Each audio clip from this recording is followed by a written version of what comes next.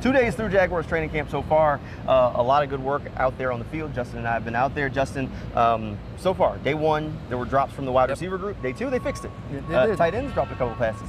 But it was the backup tight ends, wasn't Britton Strange, so not as much of a red flag. But the wide receiver room, there's a lot of difference on this offense big time. this year. Liam Cohen obviously going to be calling the plays, but new guys in the room as they kind of get to know Trevor Lawrence. I got a chance to catch up with De'Ami Brown. He said that repetition, that tempo, and getting on the same page as your quarterback is so important. But he's really excited about their wide receiver room, especially because between him, Travis, and BT, they all have very different skill sets. Oh man, it's good because we can all piggyback off each other. We can learn from each other as well. It's like BT, he's smooth, he's subtle with it. Travis, he's got a little bit more twitch to him, and then same thing. I feel like I'm a big body. You know what I'm saying? But I got speed as well. So, I mean, we all can help each other out as far as, like, being physical, being quick.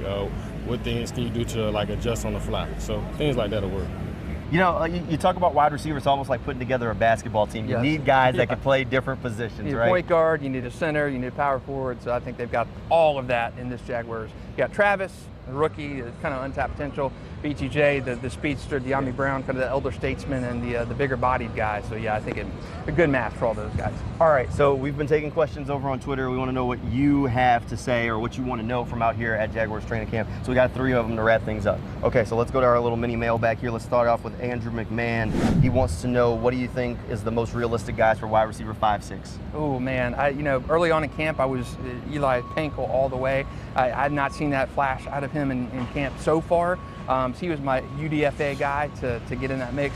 I'll still have him on there right now as a loose number 6, but I'm going to say Joshua Cephas is my number 5 guy. He has looked so good through two days of camp, and he did last year too. He's a guy who was in the system last year, in the team last year, in the building on the practice squad, ended up getting pulled up late in the year. So I do think he is my dark horse or whatever to make that number 5 spot. All right, give me Cephas with you. I think Cephas has had the best first 2 days of camp. On the same page. Receiver. At 6, give me Tyler Irwin, though.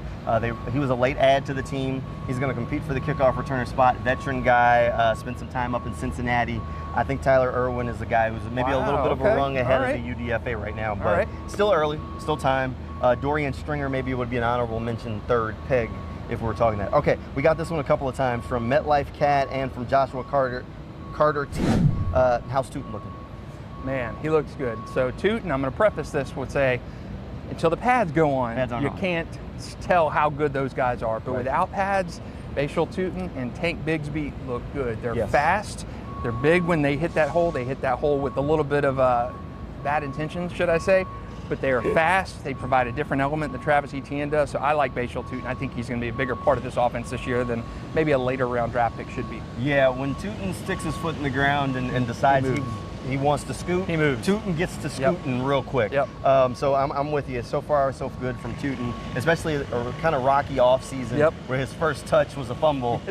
Big rebound there. All right, last one, and we're going to get this one almost every day. Austin Baggs wants to know, who's the first team offensive line? I think it's the same for me. I think at bookends, Anton Harrison at right tackle, Walker Little at left. On the interior, Ezra Cleveland at left guard, being pushed by Wyatt Milam. Right guard, Patrick McCorry, Robert Hainsey in the middle, but don't discount Luke Fortner making this roster.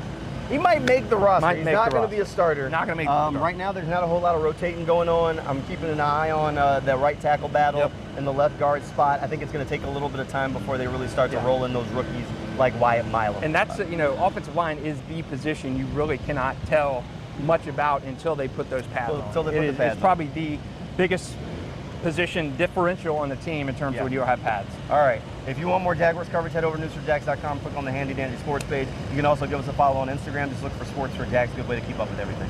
That'll do it for sports.